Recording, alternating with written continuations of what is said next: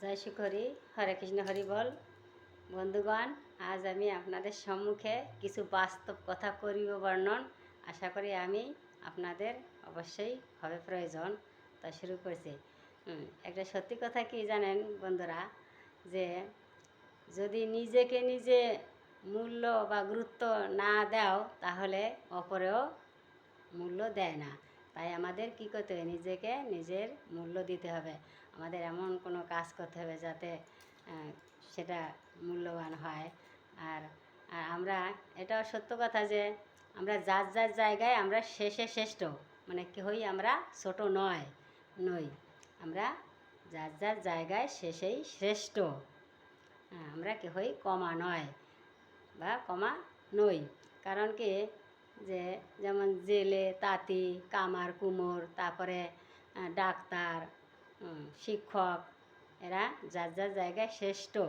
যদি একজন ডাক্তারকে বলা হয় যে তুমি সমুদ্র থেকে মাছ ধরে এনে দাও, তাহলে কি সে ডাক্তার পারবে না। কিন্তু জেলে কিন্তু সমুদ্র থেকে মাছ ধরে আনতে পারবে। তাই আর আবার একজন শিক্ষককে যদি বলা হয় যে তুমি চাষ করো, কিন্তু চাষ করে ফসল উৎপাদন করো, কিন্তু পারবে, কিন্তু একটু কষ্ট হবে। তো তাহলে আর কৃষককে যদি বলা হয় তুমি একজন ছাত্রকে পড়াও কিংবা একটা ডাক্তার, একটা রুগীকে দেখো, সে কিন্তু পারবে না। তাই আমরা যার যার জায়গায় শেষে শ্রেষ্ঠ। কথায় আছে না যে ছাই ফেলতে ভাঙাগুলোর দরকার হয়। তাই আমরা কেহই কমা নয়।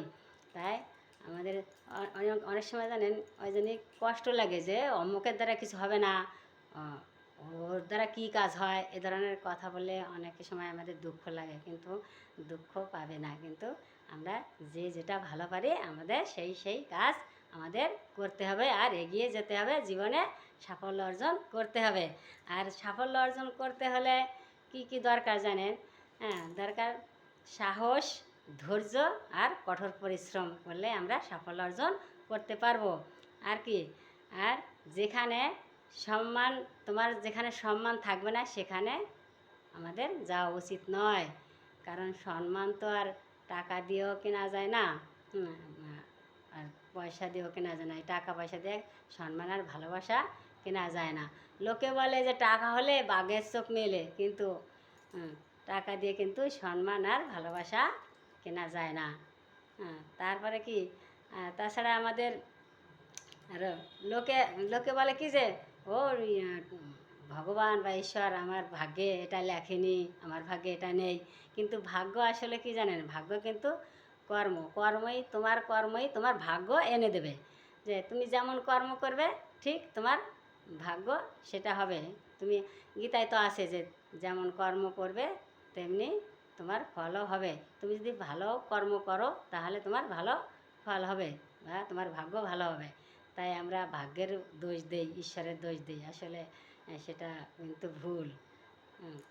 তারপরে অনেকে আর করি, তুমি যেমন কর্ম করবে তোমার ফল তেমন হবে। আর আরেকটা কথা হচ্ছে কি, যে একটা কথাকে যে সবাইকে খুশি করতে চায় সে কিন্তু কাউকেই খুশি করতে পারে না। কারণ যে তার জন্যে নিজের যত্ন নিজেই করতে হবে। যাতে আমাদের শরীর সুস্থ থাকে, নিয়মিত খেতে হবে, পরিমাণ মতো খাওয়া, ঘুমানো ইত্যাদি করতে হবে। অতিরিক্ত কিছুই ভালো নয়। তাই আমাদের আরেকটা সত্যি কথা কি জানেন, যে এই যে টাকা পয়সা ধন সম্পত্তির ভাগ অনেকেই নেয়, কিন্তু মনের দুঃখ বা বেদনা, কষ্ট, ব্যথা কেউ নেয় না। তাই আমাদের কি করতে হবে, নিজেদের সচেতন হতে হবে, নিজেকে ভালোবাসতে হবে, নিজেকে যত্ন করতে হবে, যাতে যে কটা দিন আমরা বেঁচে থাকি আমাদের নিজের শরীর নিজে কন্ট্রোল করতে হবে। ঠিকমতো নিয়মিত খাওয়া, স্নান, ঘুমানো ইত্যাদি আমাদের করতে হবে। নিজের যত্ন নিজেরই করতে হবে। তাই আমরা সবাই কি করব, সবাই সচেতন হব। নিজে না বাঁচলে তো অপরকেও বাঁচানো যাবে না।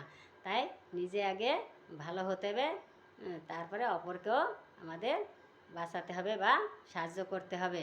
আমরা একে অপরের উপর নির্ভর করে আমরা বেঁচে থাকি এই জগতে, তাই তো? জয় শিখরি, এখানে রাখছি। যদি ভিডিওটা ভালো লাগে তাহলে লাইক শেয়ার করে পাশে থাকবেন। আগামী দিন আরও কিছু আলোচনা করব। রাখছি এখানে। জয় শিখরি।